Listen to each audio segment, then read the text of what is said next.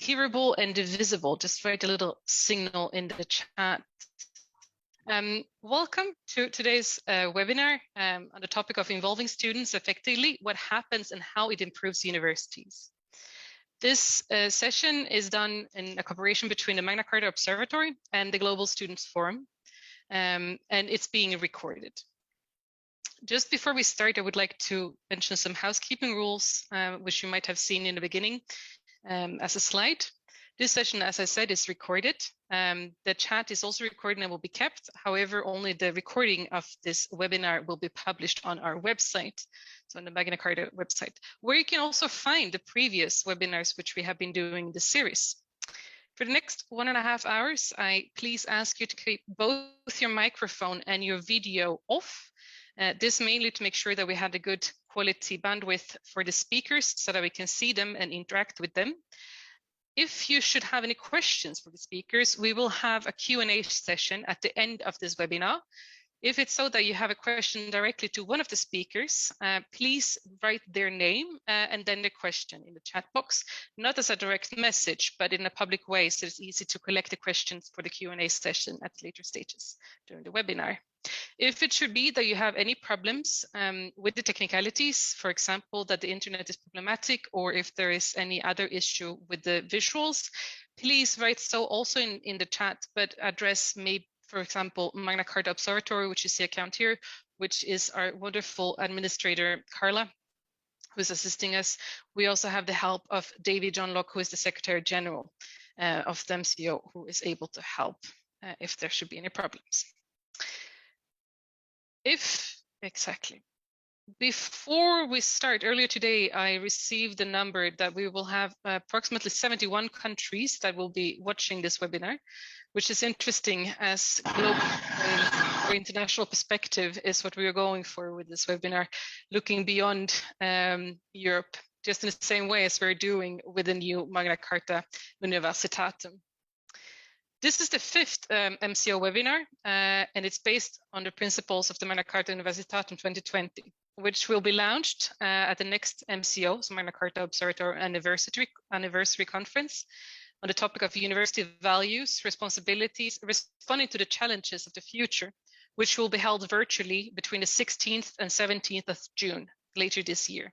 You're more than welcome to join us for the celebration and the first signing of the next version of official signing of the next Universitatum.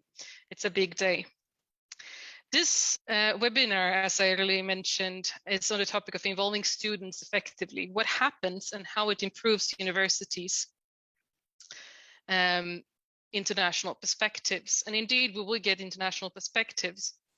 And this is something we see as fundamental, in particular when reviewing the applications when a university or institution wants to sign both the version of 1988 and the version of 2020. We ask both how many students are in different governing bodies of the institution, as well as what is their role to make sure that there is possibilities. However, how this is then done at the different institutions depends vastly between the different continents that we have. We hope that through this webinar, we can assist in strengthening the student academic freedom all around the globe. My name is Caroline Sundberg, and I'm a member of the Governing Council, and I will be moderating today's session. We will hear 5 different presentations. We will first hear more about the Global Students Forum, who is the co-organizer of this webinar, by Peter Kouassi-Kodje, who is the Secretary General of ASU. Afterwards, we will hear a speech from Alexandra da Silva, who is the former student director of Queen's University in Canada, on the topic of recognizing and responding to every form of student engagement. After Alex, we will hear Thierry Luscher, who is at the Research Department of Post-Schooling and work in the Human Sciences Research Council of South Africa, together with Sepati Mokema, who is a junior researcher in Inclusive Economic Development Division at the Human Sciences Research Council based in Cape Town, South Africa. They will speak on the topic of governance failure and student protests in the case of fees must fall. Last but not least, we will hear Sofia Barona Mena, Research Fellow for RIT Foundation, on the topic of the fight of democracy in Chilean universities, the case of PUC Chile. It's going to be, not to say a very interesting and difficult to get all this information and discussion going. So let me not hold you up here in the presentation part. I would like to leave the floor to Peter to present to you the Global Students Forum. Peter, the floor is yours. Thank you very much, Carla. Caroline. I'm attempting to share my screen, and it appears I may have to be made a co-host, okay? Sure, I think I can do that now. All right, Caroline, can you see my screen? Are we good? All right, thank you very much.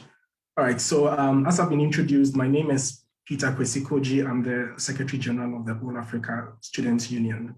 And my responsibility is to briefly introduce you to the Global Student Forum. And I would want to start by attempting to give us a bit of a background by way of what has pre-existed last year. And we came to a certain realization that preceding last year, other institutions that were involved in academia and others had a global voice. And so we saw that at the teacher union level, they had Education International. At the university and management level, they have the International Association of Universities. At the trade unions level, they have the ITUC. And sadly, at the student level, we have nothing. But that hasn't been the case all along. In 1946, the International Union of Students was established as a voice for students at the global level. However, it will appear that the impact of the Cold War, the student union did not escape that particular impact. And so in time, part of the IUS was funded by the American CIA, and then the other counterpart was funded by the Soviet KGB. That would naturally lead to its self-destruction subsequently. And so it created a vacuum where it was clear that we did not have a global student voice on very important institutions and bodies like the UNESCO, like the United Nations, like the WTO. And that meant that we could not be represented and have a voice in a sense that indicated that when matters of policy relating to education came to the fore, there was a student perspective that would be brought. And so we looked at a number of things that had happened in the time that would trigger us to begin to think about ways that we could get a body that could do exactly that. And one of the very striking things that we thought about was the fact that the WTO, backed by the OECD and the World Bank at a point, created agreements that began to make education to be envisaged in the same way as other tradable commodities are seen. In that sense, you'd see that it has an adverse implication on education as a public good, something that all unions, irrespective of where we are, agree that education at every point in time must be classified as a public good and nothing else. And at the same time also, we began to see emerging perspectives that indicated that a lot of the issues that we face are common. And it indicated that if the issues were common, then we could have a common approach to solving them.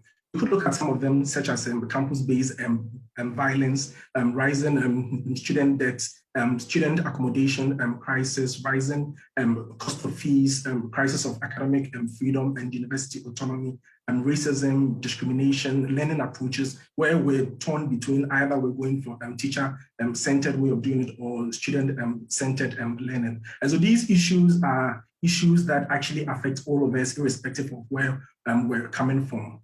And so we started conversations as to the need to truly have that democratic, representative, and truly global voice that will be able to advocate on a lot of these issues at the global level. And so I'll walk you through what the journey has been. So in April 2019, we began to explore the ways that it would be possible for us to be able to work. And we started conversations between the European student body, the All Africa Student Union, the Latin America Student Organization, the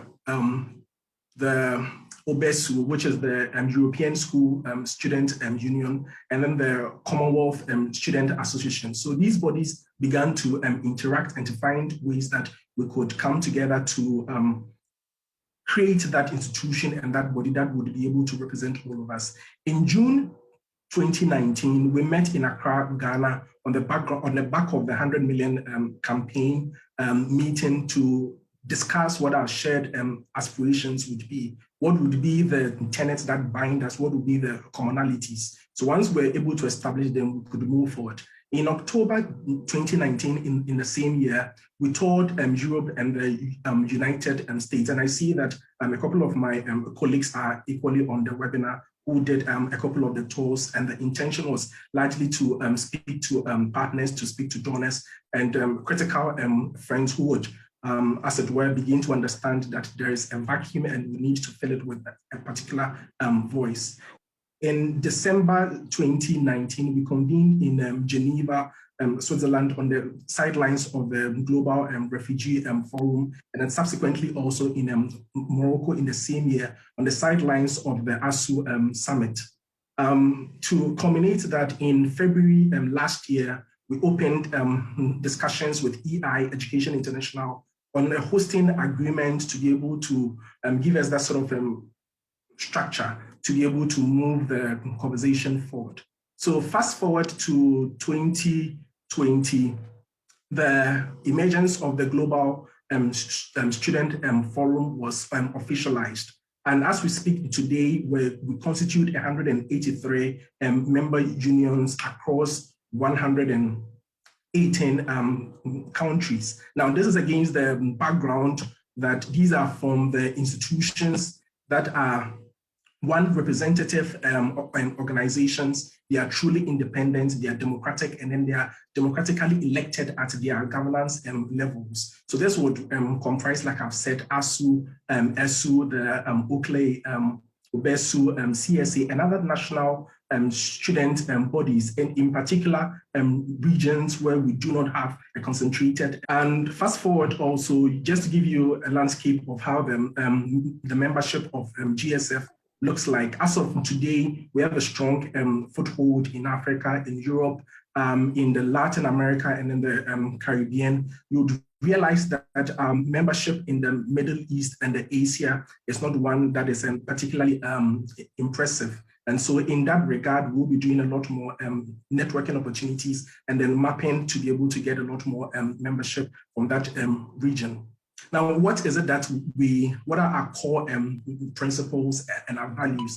Largely, we were created as that institution that will give the opportunity for student unions to be able to exchange ideas, practices, tactics, and to be able to encourage peer learning amongst ourselves, idea sharing, and the opportunity to be able to build the relationships and the networks that are needed to be able to truly create that body that can create that can give us solidarity.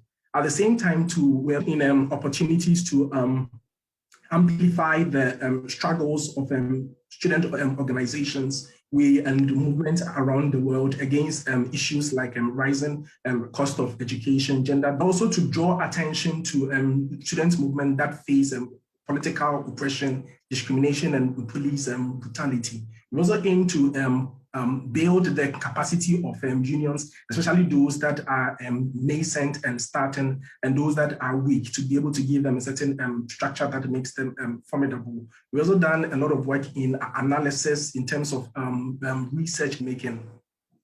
And largely, we also undertake a lot of work in advocacy, such that we're able to bring the relevant issues to the fore that matter on rising cost of education, tuition fees, which direction should we go in terms of if we want teacher-centered learning versus student-centered learning, what approaches to pedagogy should we use, etc. So on these wide range of issues, we seem to have been able to put together task teams, working groups, and all of those structures that will be able to on the political priorities that we've had to deal with in the last couple of years, we have been working largely on the COVID-19 pandemic at a truly global level. We've been rallying all the voices of students and young people. We've undertaken a couple of campaigns at the global level to support each other and to provide the solidarity that we need. At the same time, too, what we have done is that at a very grassroots level, we've begun to support our friends, regardless of where they are coming from, and to pool our competences and resources in the areas of democracy, human rights, environmental, and then social justice, gender justice and equality, racial justice, quality education for all, and largely public and policy. Now we have working groups and then task teams that are representative of the geographical spaces on all of these working teams to be able to reflect the teams in the way that it's representative and able to have that sort of diverse thoughts in terms of trying to put together policy. Lastly, in 2021, we've been able to do a number of events in terms of task forces that are working on the priorities, as I've just discussed. We put together some campaigns, some project exchanges, and then in terms of expanding our membership also.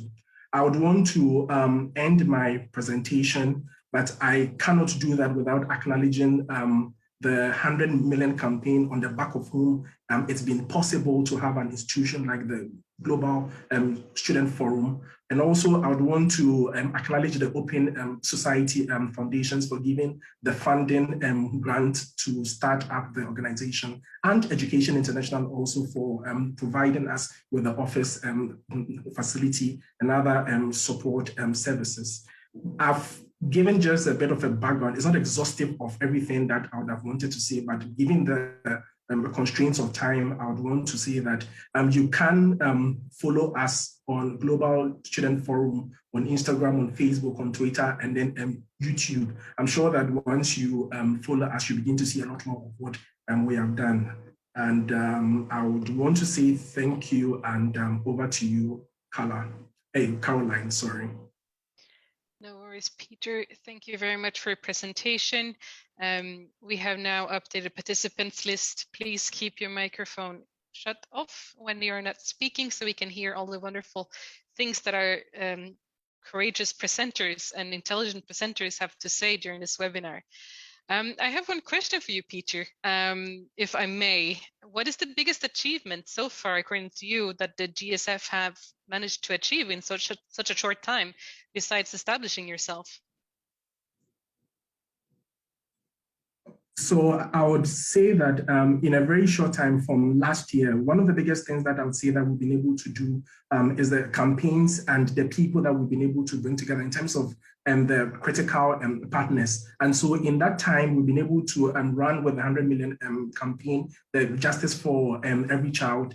And this is a campaign that has resonated largely on a continent-wide basis, where we have put the issues of child's rights at the center of the discussions. It's something that has not really enjoyed the importance that it deserves. But by virtue of the fact that we were constituted at that time, that has been one of our foremost subjects. And the fact that, I mean, we have used that grassroots and mobilizing ability that we have to be able to, as it were, mobilize the numbers of people to support petitions, to write to their members of parliament, to write to their key decision makers, to take action on a couple of the issues, to be able to give justice to every child. I would say that given the short time, that would perhaps be one of the very significant things that we have done in terms of pulling all of those people together to achieve that.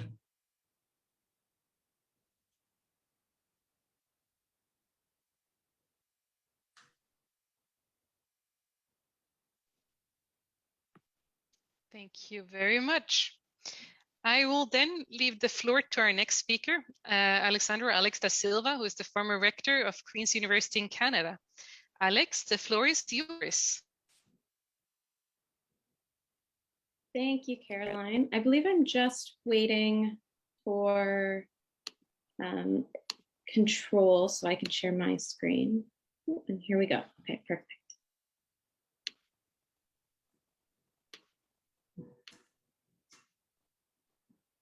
Okay, can everybody see my slides okay? Yes, okay, perfect. So, hi everybody, I won't reintroduce myself other than to remind you that my name is Alexandra and I will be speaking to you about recognizing and responding to every form of student engagement. Peter offered a great global perspective and I'm going to dive deep into the opposite end of things, deep into the governance of the internal side of a university. Oh, so I want to change slides. Okay, here we go. So right away, something that folks may have noticed, if you're familiar with the position of rector, is that student and rector aren't usually two things that go together. I am a student. When I held the rector, I was an undergraduate student, and I'm just finishing up my degree now. And at Queen's University, much like almost every other university in the world, up until the 1960s, rector was a position that was held by a friend of the university, likely somebody in government or another important executive office, similar to what we now have our chancellor. In the 1960s, students at Queen's did their first significant push for wanting to have a more significant voice within the university's governance. Different than student government. Student government at Queen's is nearly as old as the university and is still going strong. Rector did not come instead of student government, but rather gave the opportunity for a student to sit within all of the governing decisions of the university. So the student rector at Queen's is an elected position that represents the entire graduate and undergraduate population of the university. It is the third office of the university, along with the principal or president and chancellor. And the rector is a member of the board of trustees, is an observer of Senate, is a member of countless committees. As rector, I had the privilege of presiding over convocations and special events, much like other executive administrators within the university. So this is one of the very formal ways that Queen's has created this space for students to be right there in the room where it happens, to have a say in policy development and rewriting, and to not have to find spaces for their voice to be heard within this role. Many of those come naturally with obtaining the position. It is a 2 to 3 year term that's elected by the entire student body. So an election takes place for the student that holds this position. Aside from the rector at Queen's, there are a number of other ways that the university has formally looked to integrating student voice into the governance of the university. I already mentioned Board of Trustees and Senate, but in addition to the rector sitting on both of these bodies, Board of Trustees also has an undergraduate student representative and a graduate student representative. And in Senate, of the 56 senators, 17 are students representing every faculty within the university. And these students have just as much of a voice as their faculty and staff counterparts. Within committees, it would be difficult for me to think of a hiring committee that wouldn't include a student, whether that hiring be for a faculty member or administrator or somebody in student affairs. I myself was involved in hiring the principal of the university that's currently in office. There are students involved in our sexual violence prevention response task force, alcohol task force, and like I said, all levels of policy development and revision, faculty board. And then in addition to these spaces that the university has created for students within pre-existing positions and committees, the university has also taken a strong position of support for student self-governance. So I mentioned that student government at Queen's is very strong and is very significant. And so the university has collaborated with student government on a number of advocacy points, on campus projects, and particularly when it comes to mentorship. Student government at Queen's turnover is very fast. You have students who are in office sometimes for as little as a year, and this is a learning opportunity for students to gain some of the experience that they can't get otherwise. While that poses challenges, it also poses a beautiful opportunity for professional development, and that's where the university has stepped in to support these students. So I mentioned challenges. touching on that a little bit more, much of the structural change that I just talked about is easier said than done. There are a number of considerations that need to come before effectively integrating student voice into university governance. And the first of that is the development of and institution-wide implementation of techniques for achieving this participation. It's one thing to say that you want student voice in the room where it happens. It's another to create these positions, and then to move into the second piece to create this internal culture shift. Like I said, there are challenges that come with having to work with somebody who's only in a position for a year, whereas many staff who are working with these students are there for decades. So working with somebody who's going to be out the door just as soon as they stepped in can be challenging, but you're offering an opportunity to receive the value from that student as fast as possible. So preparing for that quick turnover is a rapid culture shift that has to happen. And then lastly, making it accessible to students.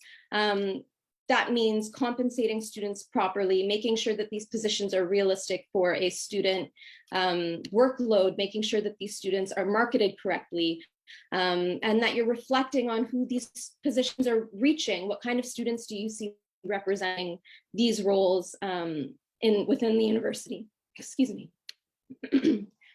So having discussed a little bit in terms of what Queen's has done to create spaces for students within the university's pre-existing governance model, I wanted to move over a little bit to discussing what happens when you strictly look at that form of engagement as the way for students to participate in the governance of their university.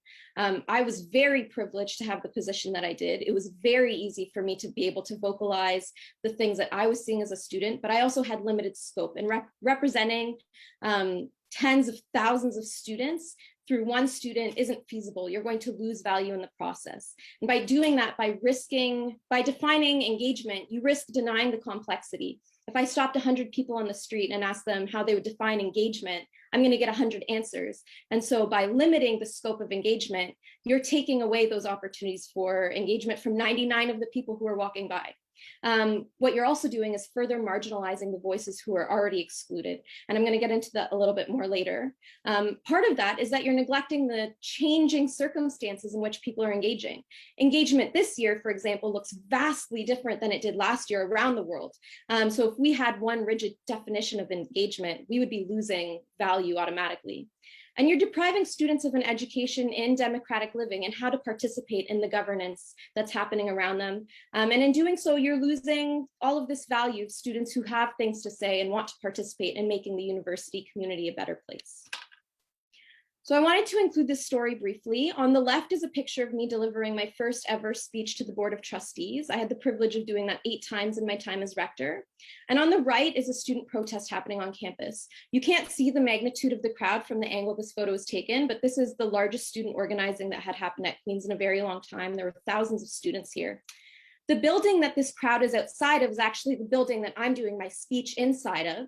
And the date of the protest was strategically chosen because they knew Board of Trustees was meeting that day. So as this crowd was outside, I was on the inside in one of those meetings.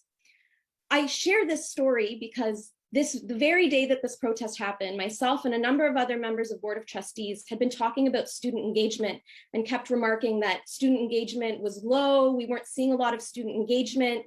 And then the protest happened and the meeting on the inside carried on very similar to how it had been going on before the protest started. And I felt kind of a fault line shift inside me, recognizing that we were defining student engagement. I was an engaged student as a person in this room because I was filling a spot that had been carved out for me. But these other thousands of students who were engaging weren't being seen as such because of the way that they were doing it. They were carving out a space for themselves. And we were losing value as a university by not recognizing the importance of all of the voices that were right outside of the room where we were desperately asking for students to participate. So that brings me to the idea that student and academic institutions don't always speak the same language. Oftentimes they do, but that's not always the case. So the question then becomes, are we prioritizing these institutional processes over the importance of the contributions students are trying to make in their own way, or over the wellness of those students who are striving to contribute those things? And what's lost when we don't undertake that mission of translating? Because that becomes the question of value. Is it worth it for universities to do this work? Which I strongly believe it is. So these are the types of questions that need to be asked when you're considering whether or not this is work that the university wants to be doing. Now, I would like to kind of point to another resource. I think it's fitting because in my time as rector, I always said that my job was to elevate the voices of others, not to simply push along my own. So I wanted to point to this anthology, Student Engagement in Higher Education, that includes pieces by a number of scholars who can tell you far more about engagement than I ever could in 10 minutes. And this anthology begins with 4 reflective questions that are in front of you now. When administrators and student leaders define student engagement, who are they imagining? And the answer to the questions is that it's typically white affluent students in spaces created for white affluent students. So when we are listening, the question then becomes, who are we listening to? Aside from the fact that it's students in positions that are being created, these are systems that are oppressive in and of themselves. It's students that hold positions because of privileges. And that was the case for myself and many of the students that I worked alongside. One example that I like to point to kind of illuminate the idea that I'm talking about is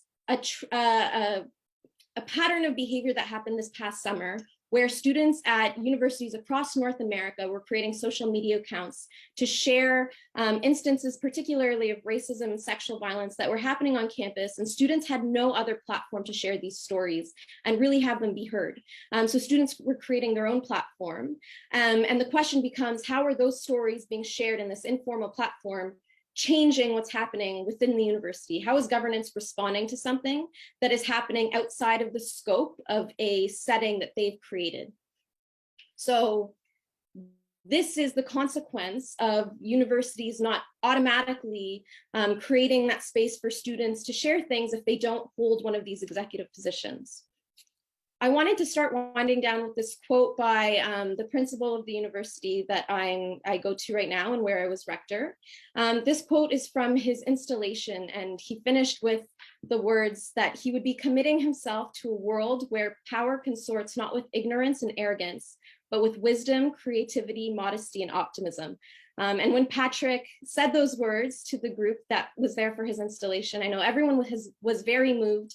And I've thought about these words a lot since he said them, about what this world looks like, this world where power consorts with wisdom, creativity, modesty, and optimism. And this is a world that has to include students who are undocumented, students who are Indigenous and disabled, and members of minoritized religious groups.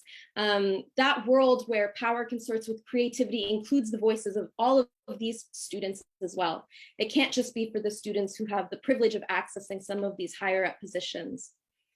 And so I will end with this quote that I came across about a year ago, where a teacher said that the classroom is at best a deferred promise. We aren't yet inhabiting the worlds it invites us to dream up.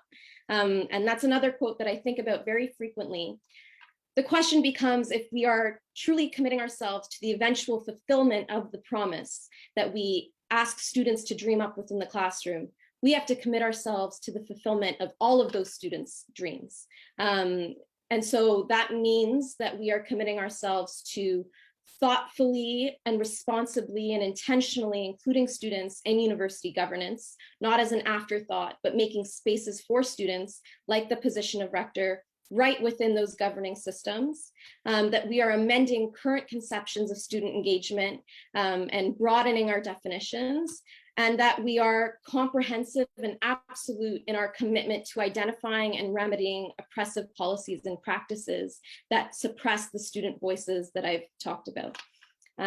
So I'm at the end of my presentation. I know that was a lot in 10 minutes, but it's been an honor to share my experiences and perspectives. Thank you so much. Thank you very much, Alex. Just a quick question to you too. What is the decision you're most proud of that you're part of taking during the time as a rector when you have that mandate? What is on top of your head? That's an excellent question. I think in my time as rector, I very much committed myself to like I said, elevating the voices of the people around me, and to try to honestly and authentically bring the perspectives of other people up to the Board of Trustees and other folks who are listening. So being able to do that in all of the policies that I was a part of rewriting, because policy is a language that many students don't speak. So that was for me the decision to really focus on how do I bring students saying things informally and translate into policy change that fulfills the things that they're asking for without knowing how to phrase it the way that the university wants it phrased for it to make sense. I know that's a very broad answer, but it's because that's what happened for so much of my term. Excellent. Thank you very much, Alex. We move from Canada to South Africa, and I want to welcome to the stage Terry and Sepati, who will be speaking about the governance failure in student protest at the case of Fees Must Fall. Terry and Sepati, the floor is yours. Good afternoon, everybody. Good afternoon. My name is Sepati. I am here with my colleague, Professor Terry Lusha, and we are going to be talking about governance failures of and student protests in the case of the Fees Must Fall movement in South Africa that took place between 2015 and 2021. So I'm just going to start off by sharing my screen so that everybody can see my PowerPoint. There, okay.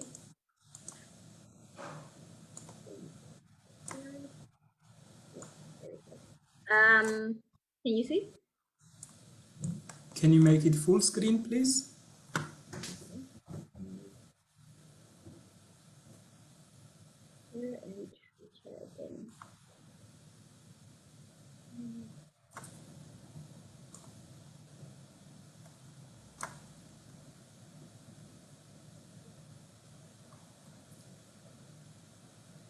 Yeah, is it better now? No, I mean on the presentation there at the bottom. Yes. Perfect. Okay, right. So yeah, I'll just continue into it here, right? I'm just gonna go into it. Mm-hmm. All right. So yes, we have our presentation here, governance failures and student protests in the case of FMF. All right, so in South Africa, we saw the onset of violent protests across South African public universities in the year 2015. These protests were set off by a number of issues that university students had been raising for the longest time, and it just culminated to this outburst of protests. The main reasons that these university protests started was because students had demands which included a decolonized university curriculum and institutional culture, whereby students felt like the university curriculum wasn't exactly meeting the needs of African students, and it was extremely whitewashed, and there was no protest to have the curriculum or the institutional culture of the university to cater to African students, right? So what happened is that we had the Rhodes Must Fall incident or movement, if I may call it, at the University of Cape Town, whereby students protested for the fall of the Cecil John Rhodes statue that was standing in at the upper campus of University of Cape Town. And after that, that sort of like led to other student movement and protests. So this started in the year 2015 at UCT, and then it went on to University of Wits in Johannesburg, whereby students went on to say, we cannot afford university fees, so the government must look into a 0% fee increment that happens on a yearly basis instead of like increasing university tuition fees by 8 or 10% each and every year. The problem with that was that students were then facing academic exclusion because they could not afford. Majority of South African students are from poor and working class backgrounds, and they are either getting the university education through student loans, and it becomes very difficult for them to continue their studies when they don't do well, or they find it very difficult to complete their studies when you find like they don't have money to continue. The other issue was historical debt, whereby students would not be allowed to register when they have accumulated debt on the university bill. So when that happens, when a student goes back to the university in the new academic year to register, then they will automatically blocked from registering because of that certain debt, and that then results in them not being able to continue their university studies. So this has all been happening between 2015 and 2021. So it sort of like comes in waves, and each and every wave sort of like has the same theme to it, and it has the overall theme is like fees, expensive university fees, and students being kicked out of the university system and them not being able to complete their studies and get their qualifications. Other related protests that we have seen move along with the hashtag Fees Must Fall, which can be found on Twitter and Facebook if anybody's on social media. We use hashtags because mainly these protests were recorded and documented on social media, just to get a bigger audience outside of the university and just to like have the movement spill over into the overall society. So we see the Fees Must Fall 2.0, which was the second wave of the Fees Must Fall in 2016. We had Fees Must Fall Reloaded, we had the national shutdown, we had the Asina Mali, which is a Zulu word for we don't have money. We saw Roads Must Fall, as I had mentioned earlier. We had Open Stellenbosch, which was done by students at the Stellenbosch University here in the Western Cape, who were demanding that students be given access, via like decrease of fees and other related issues that were happening at the university, like the language policy with students from non-Afrikaans speaking families coming into a very Afrikaans speaking institution and them not being able to learn. We also had the Road So White, which is also speaking to the white Eurocentric culture of South African universities. Sizofunda Ngani is also another South African term, which means that I think we're running out of time. I think we can't explain all of the different hashtags because we have so many more.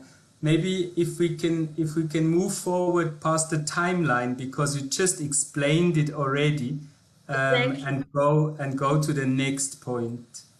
Yes, exactly. This is part of the timeline. So my next slide is the timeline, which sort of like documents the Fees Must Fall movement from 2015 to all the way to 2021, and all of the major points that came up in the respective years. And these are all the hashtags and all the problems I just spoke about in the first slide, right? So I'm just gonna move past that because I've already like given the crust of it. So yes, what were the costs of the protests? These protests were very violent in nature, and they came at extreme costs, both for university students and the university as institutions themselves. So I'm just gonna go through the four main points, and just very briefly that the personal cost to students was traumatic experiences. Students went on to speak about experiencing like PTSD from all the violence that the police had inflicted on them. They spoke a lot on academic exclusion, that they were not able to go back to university because they had been identified and stigmatized and criminalized because of their participation in the student movement protests. Another cost was academic disruptions. And when all of these protests were happening each and every year, there would be a lot of time lost. Exams would have to be rescheduled. In another university in the country, like and the academic year was almost lost, but then the university had to like put in measures to make sure that students sit down for exams and recover what was lost of the year. And the other one is infrastructure costs, the repairs, because I spoke a lot about violence. We found a lot of evidence of vandalism to not student property, university properties. And the Department of Higher Education put out a report whereby universities had to like compile the damage that the university, the amount of the damage university properties occurred between October 2015 and 2016, July, and it summed up to 500 million South African rands, which is about 40 American dollars in damages only. And the last point is security costs. We saw that like, because of like how violent the protest became, universities resorted to hiring private security companies to come and guard the property on campuses, and they would put up surveillance equipment to track student movements, and that also came at a big cost, both for students and the university. Okay, so what are the universities themselves, how do they view the outcomes of these student movement and student protests? I'll start with a few positives and then get to the few negatives. The first positive that the student protest achieves was free higher education and for poor and working class students. So working class students, because they are the ones who are most likely to be kicked out of the higher education system, they were then able to get into universities and be able to complete their degrees because of the grant system that was put in place for them to be able to get funding and continue their studies. All right. The other issue that was well taken care of by the protests was how they drove transformation. You know, these movements were really just students letting out their frustrations about the university culture, you know, issues such as racism, issues such as language policy, whereby students are taught in a language that they do not understand. It is not their mother tongue or their first language, it is most probably their second language, and it really put a lot of stress on the students, whereby they could not continue their studies solely on the basis of language being a barrier to them receiving the education. Another one is insourcing of support staff. So it would be staff who are responsible for maintaining and taking care of the university buildings. So there was this policy of getting external companies to hire people to come in, and they would be paid minimum wage, and the workers would not really receive any sort of benefits from working for the private companies. So these student movements also took on the support staff struggles and made sure that if the support staff work for the university, then they can sort of like have their pays raised and they can have benefits like having their children come study at the university that they work at, right? Another last positive is the change in enrollment patterns, because now students were sort of like getting their voices out. We saw changes whereby university fees were adjusted, not by all institutions, but some institutions, as well as teaching methods, because now there's this open communication whereby the university body and the students would like start communicating and come up with plans to mitigate factors that were inhibiting students to receive the education. So teaching methods would like sort of like be moved to accommodate online studies, and then you get like more students being able to enroll and further the education, and you would have students now having the advantage of picking which university they want to go to because of the adjusted fees. So like they could like choose which one is cheaper, which one is more convenient for them to attend.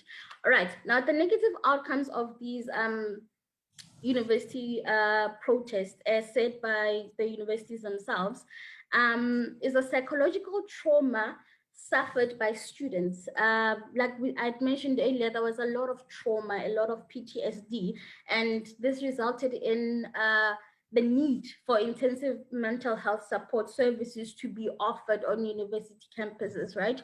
Another negative is prolonged protests that nearly resulted in the loss of academic year, like I also mentioned earlier, that a protest, well, there will be an uprising, there will be a protest, and it will go on for days.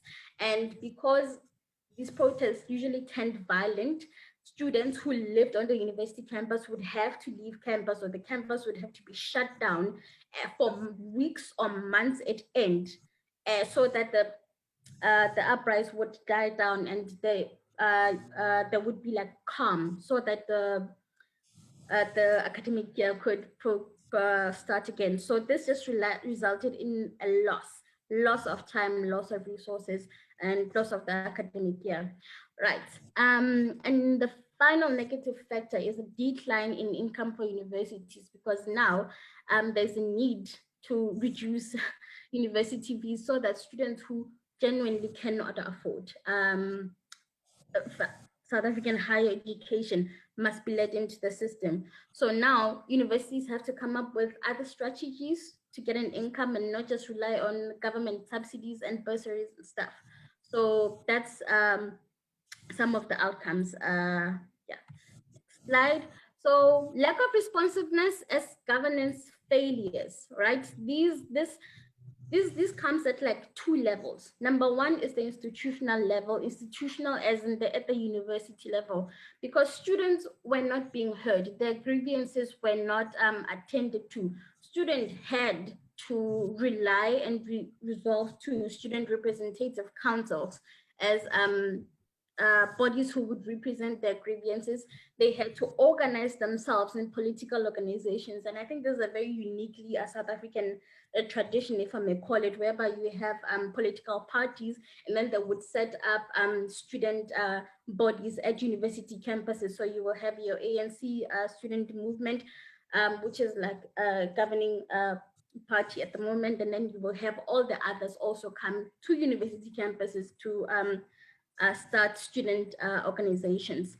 And then we had the student movement as well, the hashtag Fees Must Fall, the hashtag Open Stellenbosch, all the other hashtag movements that we spoke about. Students would then resolve to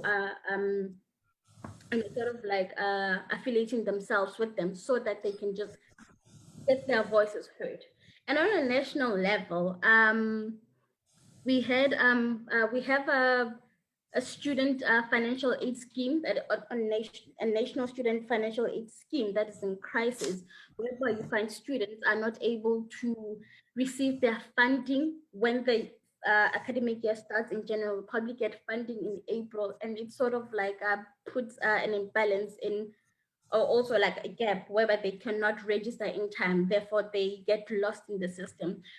We have a lot of neoliberal education policies and how universities are governed in the country. So they're sort of like governed not as educational institutions, but they have more of a corporate vibe to them. So yeah, like neoliberal policies, corporatization of public universities, whereby they run as businesses and not as institutions of learning, particularly higher learning, right? Another one is annual fee increments, and these just resulted in financial and academic exclusion. I've spoken about this at length in the presentation. So the higher the fees go, the more and more students are unable to register into universities and get educated and acquire the skills and qualifications, right? And essentially a flawed university funding model whereby, all these neoliberal policies and corporatization and fee increments are just not serving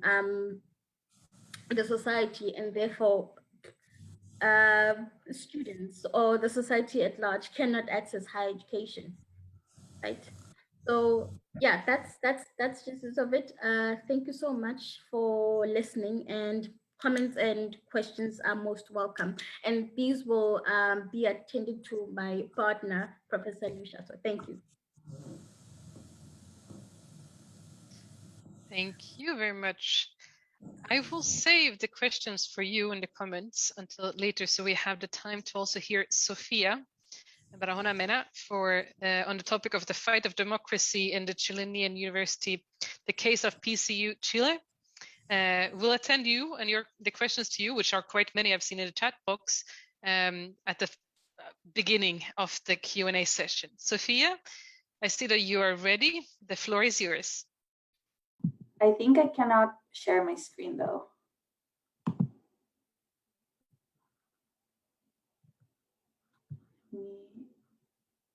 Oh, I think now I'm the host. Give me 1 sec, please. Okay, can you see my screen? Yes. Okay, thank you so much for being here and inviting me to participate to this interesting webinar. I know that we just have 10 minutes, so I put my name and my email there in case you want to reach out and talk about like education in Chile, or anything you'd like to talk. I'm gonna start talking about the fight for democracy in universities, and I'll be focusing in the case of my own university, La Pontificia Universidad Católica de Chile, better known as PUC Chile or PUC Chile. But just to start, I wanted to give you a brief context on the student movement in Chile and its history, just because all the organizations that we already have in universities in Chile came from this broad history of student mobilizations. And so I wanted to share the past, I don't know, 4 or 5 decades of history with you. So I wanted to start with the university reform in 1967. That was a movement that was not just in Chile, but also in different countries in Latin America, and where the student led a mobilization to improve the university extension, autonomy, and also democracy at universities.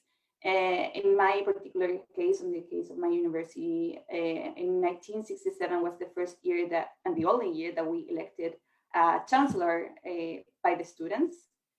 After that, as you probably know, we had a horrible dictatorship between 1973 and 1989.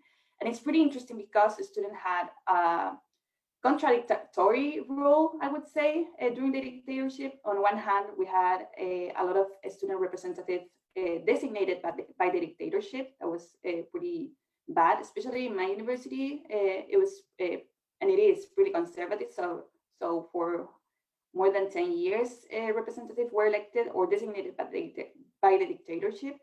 But on the other hand, and I think this is a more positive role from the students, a lot of student associations fought against the dictatorship and to find the truth behind the lack of respect for the human rights during that period of time.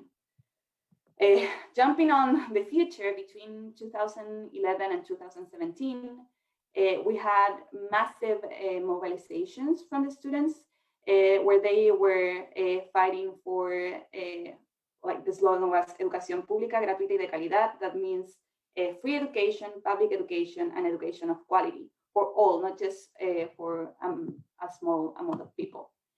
And last but not least, between 2018 and the present, we had a strong presence of the feminist movement that has been fighting for more safety and not discrimination in educational institutions, but also, and I didn't put it here in the slide, but we also had a huge social outbreak in 2019, and that was also led by students, not higher education students, but secondary level students, but that's pretty interesting to know. So this is a little bit more focused on my own university. I put the name over there because I know it's hard to understand when I say it in Spanish. But I wanted to share with you 3 things that for me are really interesting of our organization as students. First, the PUC Student Union, FEUC, Federación de Estudiantes de la Universidad Católica, is a pretty well-known institution where I was president of. And more than 50% of undergrad students vote for the student union election every year. So for instance, in 2016, I was elected by more than 6,000 students to be their the person who represents them over in front of the authorities and also the government. We have a pretty strong role in any public discussion around universities, state universities, and education in general. And the student union also creates projects to support students, promote public discussion, and build community, not just within the students, but also with workers, faculty, and authority members. We even create projects to work with citizens from the city that the university is on. So it's the work is pretty broad and strong. Also, in my university, and most of the universities in Chile, I would say, every department has their own students associations, and they also represent students from their departments with the local authorities, and all of them are elected by students once a year. And finally, and this is pretty interesting because I think Alex explained a little bit how it works in Canada, and it's similar also in Chile. Students have participation in the university council. 2 students, the president of the student union, and also another students represents the students in a huge meeting with over 47 members. There are department chairs and also authorities, and where they decide basically what's going to happen every year at the university. Until 2018, students could express their opinions, but they couldn't vote. And after 10 years discussing or arguing with the authorities, we finally got the vote. So we finally could have a more active participation in the decision making at the university. And I'm pretty squared in my mind, so I wanted to answer the question of this webinar. What happens when you involve effectively students and how it improves university? And I wanted to share these 2 main points. The first one is that it visualizes issues that students are facing. Participation in the decision-making process allows the students to bring up issues that they're facing and that the authorities might not be aware of. And I'm gonna show you 2 examples of this from my own experience as president of the student union. And also the second point is that this supports the authorities and the community to find the best solutions to these issues. Just because the students have their own experiences, they have their own communication and their individual perspectives, working together with other members of the community makes it easier to find the best solutions for all. And that's the positive thing, to have all of the community members together discussing and participating of the decision making. So these are 2 of my favorite examples of how student movement can improve work at universities. The first one that I'm really proud of because I was part of it is the protocol to prevent and sanction sexual violence in university contexts. So in 2015, the Gender and Sexuality Secretary, CEGEX, was founded by women and queer students at university. This was a student-led organization to support survivors of sexual violence and discrimination in university contexts. After 2 years of work and a lot of student pressure, in 2017, the university decided to build and write this protocol to prevent and sanction sexual violence. The CEGEX was part of this committee, and the student union was also part of this committee. And I'm pretty sure that without their previous work and this organization, student-led organization, this wouldn't happen. We knew that a lot of cases of sexual violence was happening in the university context, but the university didn't have an institutionalized way to respond to it. So this was a pretty good group that was built. And the other one is the creation of more resources to support students facing mental health issues. After the social outbreak of 2019, there was a lot of violence, different protests. Probably you saw it on the news. And also due to COVID-19, a lot of the students started facing mental health issues. So the student union proposed to increase the university resources to support students in these situations. Before this, we only had 3 psychologists for around 20,000 students. And thanks to the student union and the work with the authorities, that number grew. So that's a really positive effect on our university. And just to, as a conclusion for this, I think student engagement is important to create positive environments for all the university community and all the members of the community. And it is possible to engage students by supporting their own processes. I don't think that authorities needs to lead this, but because I think students really know how to organize themselves, at least in Chile, and they know how to create proposals, lead projects, etc. So I really encourage you to support students, their processes, for instance, elections, events, and different kind of organizations. And of course, supporting that they participate in different decision-making spaces. Yes, so thank you so much. Thank you very much, Sophia. Well, I ask my speakers to come back on the stage, which means turning on their cameras, getting ready for the Q&A session. I have a short question for you, Sophia. What is your main don't to universities? Don't do this. Okay, so I don't know how it works in different universities, but we've seen during the history of Chile, not in the past 10 years or 20 years, that there's a lot of political persecution to students that organize. So don't do that. Just support students even though you don't share their politics. Fantastic. It's good advice. As I said before, the first question will go to Sepati and Terry, which was posted in the chat from Matteo Vespa. Matteo is asking, is there a policy to provide higher education also in South African languages other than English? Education is the mother tongue, is human right recognized by UNESCO? Yeah, hi, that is an excellent question. Well, historically there have been two academic languages in South Africa. The one is English and the other one is a South African Creolic version of Dutch, which is called Afrikaans and is one of the national languages. As far as, for example, isiZulu, isiXhosa, Sesotho, and so far are concerned, indigenous African languages in South Africa, currently the drive is actually to make them academic languages. The language policy, the national language policy says yes. There should be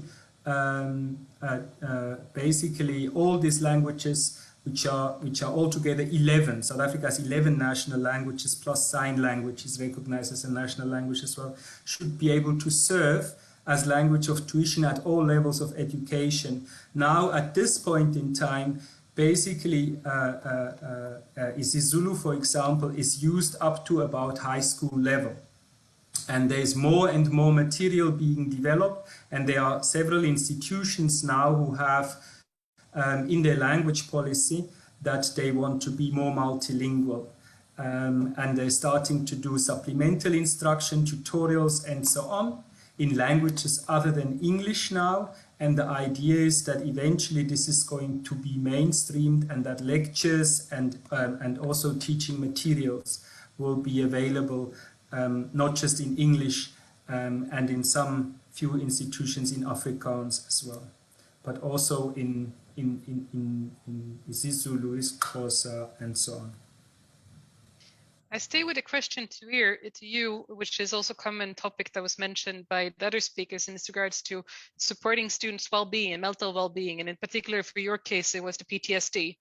My first question, have you calculated, of course it's difficult to calculate on, but measured how much was the impact for the individuals, like both in losses in order to recuperate from PTSD and the crisis, or was this placed on the institutions at least to be able to finance the recovery?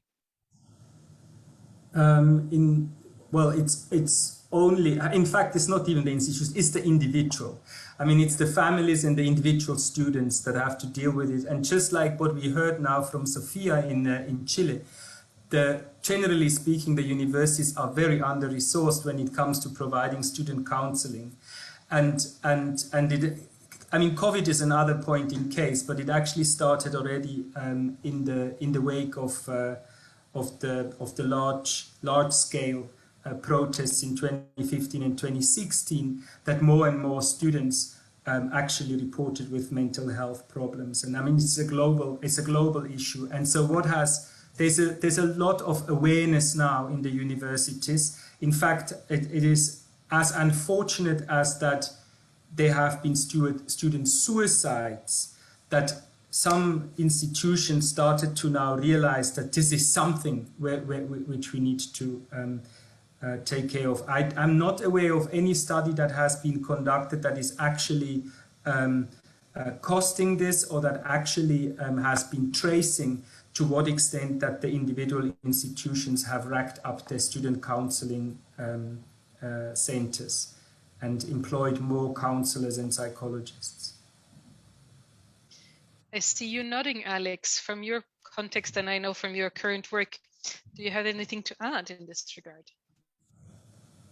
Like Thierry said, definitely a global issue. I know that Queen's, while I was rector, would report every year on changes in demand and changes on what they were offering, and the increase in demand for mental health support for students was like hundreds of percentages year to year. The demand was exploding. And there was a past administrator at our university who would say that we're not a mental health care facility. That's not our job. That's not our function.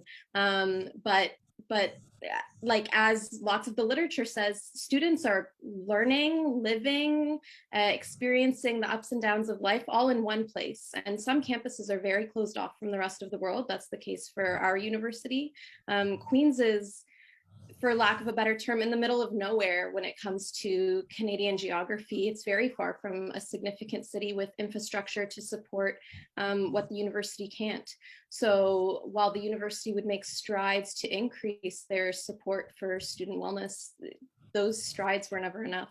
I talk about how Queen's has done so much in terms of bringing student voice right into the decision-making processes and the governance, but it's only this year that Queen's is putting together a student advisory board for its wellness services. So they're in the process of hiring students for that right now, so that students themselves can talk about what it is they need, what intake structures are most effective, whether students want same-day appointments or they want to book an appointment that's 6 weeks from now, because those are the types of questions you have to ask when you don't have enough appointments for everybody.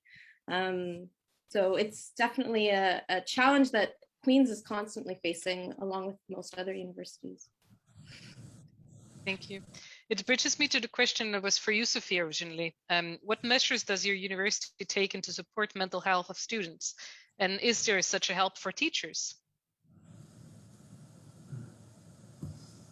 Can you repeat the last?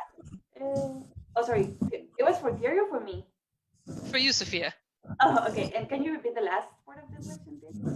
The last part of the question that was posted in a chat box by Vladislav was, what measures does your university take to support the mental health of students? And is there such help for teachers? There is not such like system for teachers. And basically the university has 3 to 6 psychologists, and each student can, like, if you think you need it, you can apply for that appointment. But as I told you before, it's not really broad, so not many people can access to that. The good thing, though, is that it's cheaper than access a private psychologist than other psychologists out of this system. So that's a pretty good support for students that cannot pay for that service. Thank you. We will switch topic completely, still staying with the questions that were posted in the chat. And the first question is to you, Peter. So universities should be funded by the entity after all.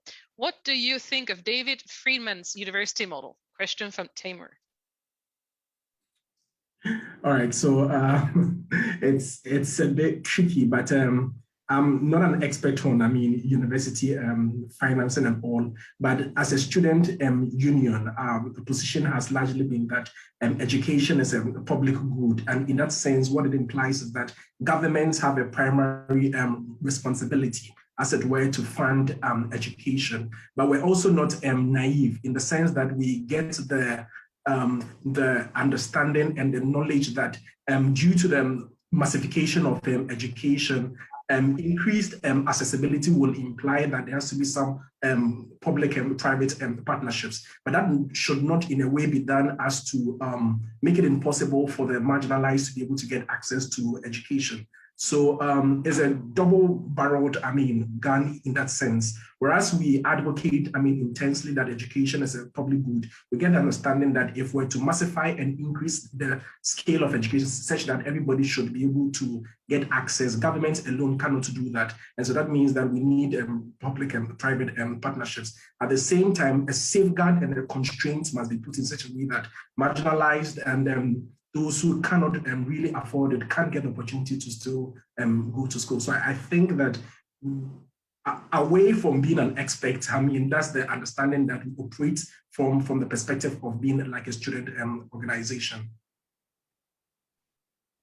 Thank you very much. Talking about finances, I'm not moving through the main questions from the chat, as you noticed. So we switched kind of still within the theme of finances. Alexandra, are student rectors paid as well as other members?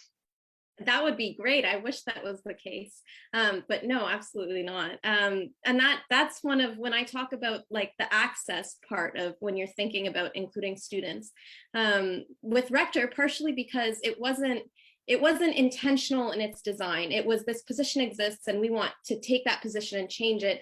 It wasn't designed for student use. So the compensation for that position was very confusing because originally it was a very small position. And by the time I was elected into office, it was essentially full-time work. And I experienced food insecurity the first summer that I was in the position because I was working full-time and I couldn't take on other employment, and the position did not pay me throughout the summer that year. And that's something that I had to change because it was a barrier to access that I dealt with, partially because I didn't realize I would be dealing with it. And many other students wouldn't have had the privilege to put themselves in the position where they're doing unpaid labor, which was the case for this being an official position, but for other students, they're doing unpaid labor because there isn't a space carved out within the university structure for that labor yet. So they're putting themselves through the emotional turmoil that the other speakers have spoken about, and they're not only not being paid for it, they're suffering for that labor. So the position of rector was not paid like other rectors were, but that it was a work in progress while I was in office that hopefully continues forward. But that's why I talk about the need for being intentional when you create these positions, because the answer isn't creating spaces for students within governance, but taking advantage of students as they do that work for the university. I have heard stories about similar cases before. Unfortunately, it is a selective procedure by default, which is unfortunate because it doesn't allow for democratic representation.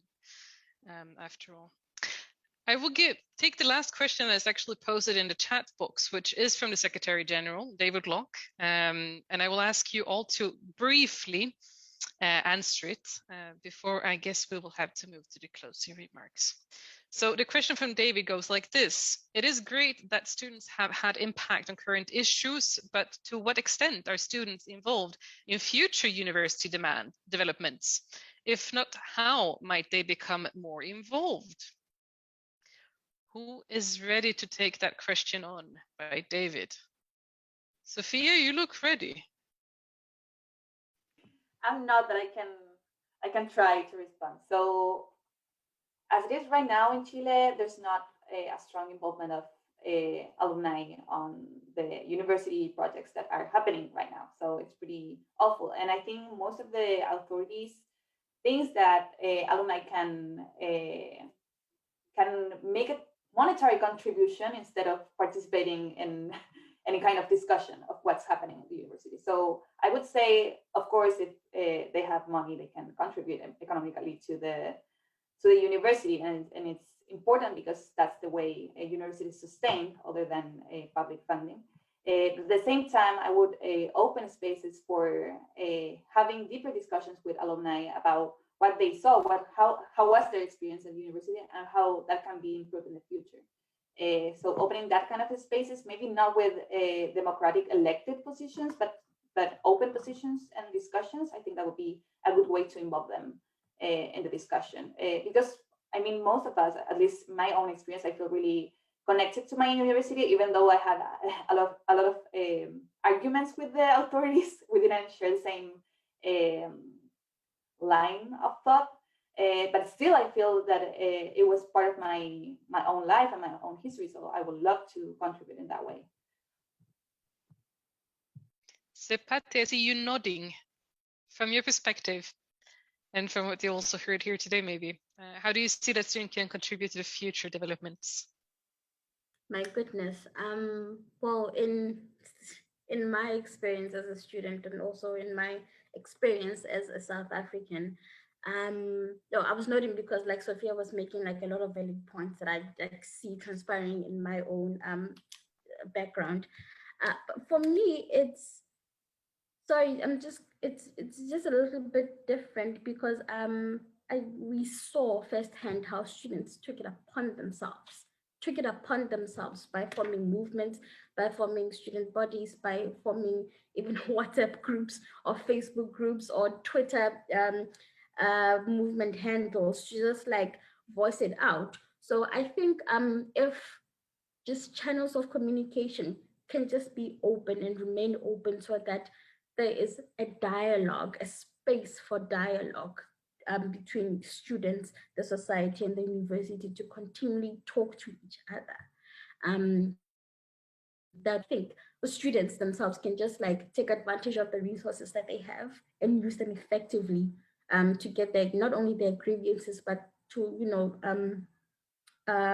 see to it that their own development is as students, as people who are going to build South Africa for the better, you know, they're just heard and taken care of. So yeah, just communications and resources like technology and stuff. So yeah, that's what I think. Thank you. Terry, I will still stay and ask you, because do you see yourself having a role in this? As you are no longer a student, or you are maybe a student at heart, how can you facilitate? No, I'm definitely still a student. No, yes, Terry, I do. Sorry, Sepati, no. You are. Sorry. The question was for Terry, not for you. Ah, okay. Because. Sorry. Thanks, Caroline. I think so far Sepati has done an excellent job to talk and me being quiet. So maybe we should just leave it like that.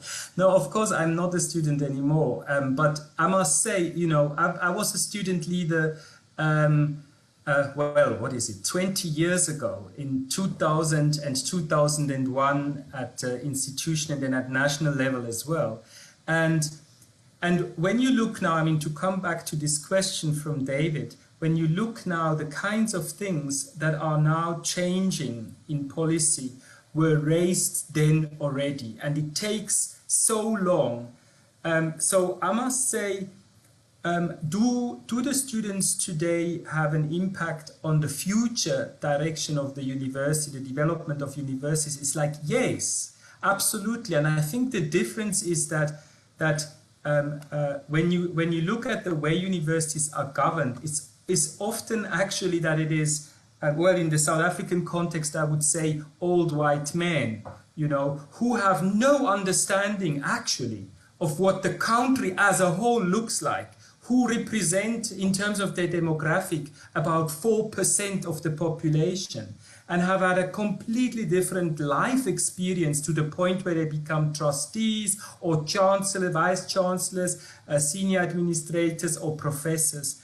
And that is why, like, when you listen to students and what are the concerns of students now, we said like lack of responsiveness as governance failure. Indeed, not listening to the student voice produces so many governance failures, so many delays in the development of universities, that you know, what Peter is saying, for example, in a massifying higher education system in a developing country like South Africa or like Ghana, for example, you need to listen to the students because students have solutions. He says, look, yes, of course, it's a public good, but we also understand you can't lay all of this on government, on the taxpayer, on whatever. So we need to have public-private partnerships, right? So that is not a model for Norway, you know, for Denmark. It's not the Nordic model. But in the developing country context, you have to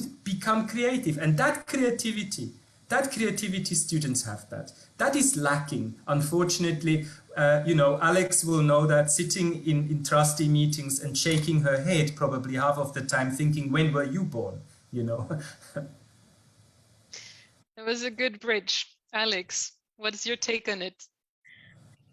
It's funny, Ben asked a question just after David, and I think Ben's question is the answer to David's question for me. If you ask a student where they see the institution that is their university years down the road, they don't have an answer. If you ask a student where they see themselves or the communities that they care about years down the road, they know the answer to that. And so the question becomes, how do we bridge that gap and make it obvious they're not mutually exclusive? How do we tell students, well, if you care about environmentalism, the university has an impact on that. If you care about the representation and the equitable treatment of queer students, the university has an impact on that. The university's mission and where the university lands itself 10, 15, 20 years down the road impacts the communities that the students care about. So while they don't think about it in the perspective of, you know, what direction do I want to see this institution go in, they're thinking about the same things the university is pondering in these board meetings. It's that mission of translating. Are you creating that opportunity for a space of mutual dialogue where you're willing to say, well, students aren't speaking maybe the same language, but they're talking about the same values at the end of the day. So it's creating that space for making it clear to both parties that these aren't mutually exclusive conversations, that students don't need to be invested in where Queen's University will be 30 years from now to make an impact on the direction that the university heads in terms of what it's prioritizing. So it's an interesting matter of just bringing together things that are the same, but with different perspectives. Thank you. I will start by closing up and then leave the floor to Peter, who in my world has a great responsibility besides myself in the council, where Peter also will be joining me shortly, but with the Global Students Forum to be able to take it forward and to do something with these outcomes. What I take with me from this fantastic webinar is involving students effectively is quite similar all across the countries that we had, or continents we had represented here today, even if our higher education systems looks very different. They're depending differently among student fees. They depend differently on public funding. Some are completely public funded, the institutions, but still the importance is to welcome both the established and the mobilized student voice in a discussion in order to bring it forward. As education, or education as such, is a public responsibility or public good, the public needs to be welcomed into the dialogue to be able to co-govern. I see this as the good handover to Peter. The floor is yours. Your closing remarks. What will happen next? Thank you. All right. Thank you very much, Caroline. And let me use the opportunity to say thank you to David, to Carla, to yourself, and to Sebastian. I mean, even as he's not here, he's been immensely helpful in trying to put this together. I do think that how we can move this forward is, in summary, what the last four speakers have said, except to say that at the global level, I think that how we can move this forward is to see increased student involvement in the decisions that are made. And so to what extent, for example, are we engaged productively if we want to say that we want to privatize education, we want to consider education as a tradable commodity? What are the constraints that we're going to put on that? Where are the bricks? And so for me, how we move this forward would mean that as students also, we have a responsibility to, as it were, participate more. And so if we drift out of the space and we don't engage, or I mean, for example, we're asked to give evaluations evaluation after exams, or we're told to evaluate our faculty members. And then a lot of students, for example, will not evaluate. They will not fill that forms. And I'm going like, if you don't evaluate them, how do we increase, quality? So the extent to which we tend to participate is the extent to which we'll get better outcomes. And so how we move this forward is that if we're asking students to come on board to do a lot more of the things, that will ensure that the good that we seek out there is a two-way thing. There's a faculty and there's a student. And incidentally, we see education is pretty different by way of itself. Unlike how, for example, if you walk into a restaurant, you are just a consumer or a customer.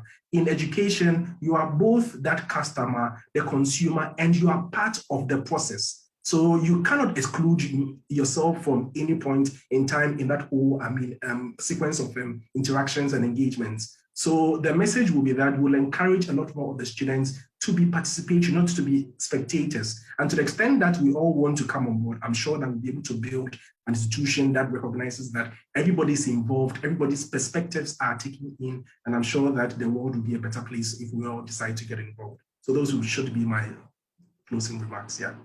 Beautiful. Thank you everyone who have listened here today. Thank you very much to the panelists for sharing your thoughts and ideas. And I hope that you will join us for the next webinar coming up short in time. More notifications will be sent over email. Thank you very much for today. Goodbye.